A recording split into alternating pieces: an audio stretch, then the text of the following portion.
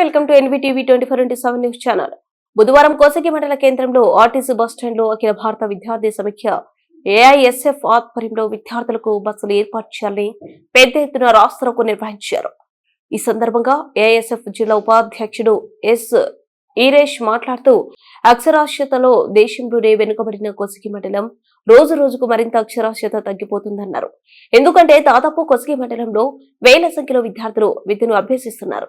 విద్యార్థులకు బస్ సౌకర్యం లేక 50% మంది విద్యార్థులు చదువును వదిలేసి వరుస కూలీలుగా మారిపోతున్నారు. అదేవిధంగా విద్యార్థులు ఎలాగైనా విద్యను అభ్యసించాలని రవాణా సౌకర్యం బస్సులు లేకపోయినా ఆటోలో ప్రమాదకరంగా ప్రయాణిస్తూ నానా ఇబ్బందులు పడుతున్నారు. మరోపక్క విద్యార్థులకు ఆటో సౌకర్యం లేని గ్రామాల విద్యార్థులు కాలినడకన వెళ్తున్నారని వారు అన్నారు. 20% మంది మహిళా విద్యార్థులు సమాజంలో జరుగుతున్న అఘాయిత్యాలు చూసి మాకు కూడా అలా జరగొచ్చు అని భయపడుతూ విద్యకు దూరం అవుతున్నారన్నారు.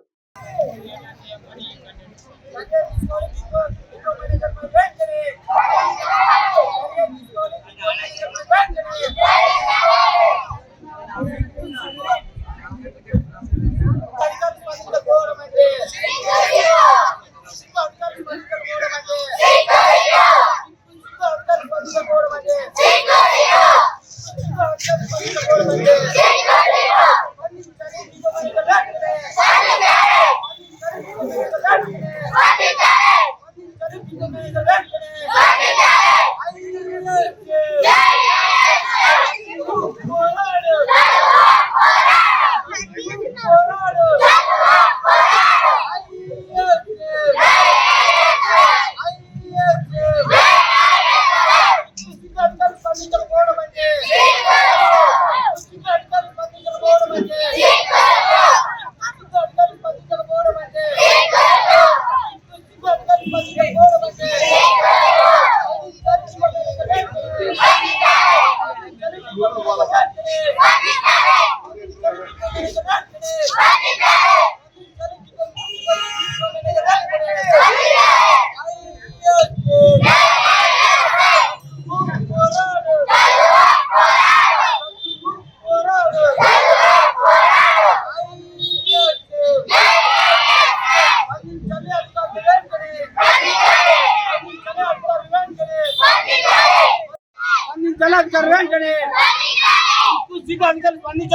అంటే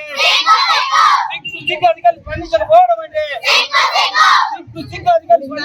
అంటే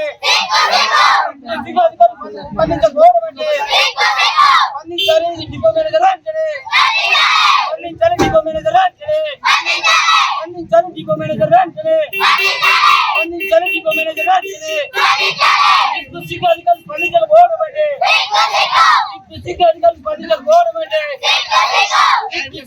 స్పందించకపోవడం అంటే స్పందించాలి డిపో మేనేజర్ అంటే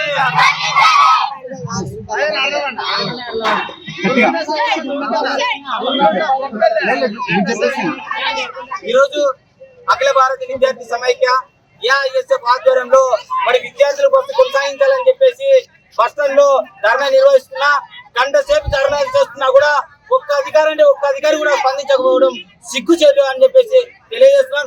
ఈ రోజు మహిళా విద్యార్థులు అర్ధరాత్రి ఇంటికి వెళ్తున్నారు. తల్లిదండ్రులకి సమాధానం చెప్పుకోలేని పరిస్థితి ఏర్పడింది. మరి మేనేజర్ చూస్తూ కూర్చుంటున్నారా అని చెప్తే మేము ప్రశ్నిస్తున్నాం. అదే విధంగా తల్లి విద్యార్థులు అయితే దాదాపు అర్లబండి స్కూల్ వెళ్ళే పిల్లలు మొత్తం కూడా ఆ బస్సులోనే వెళ్తారు.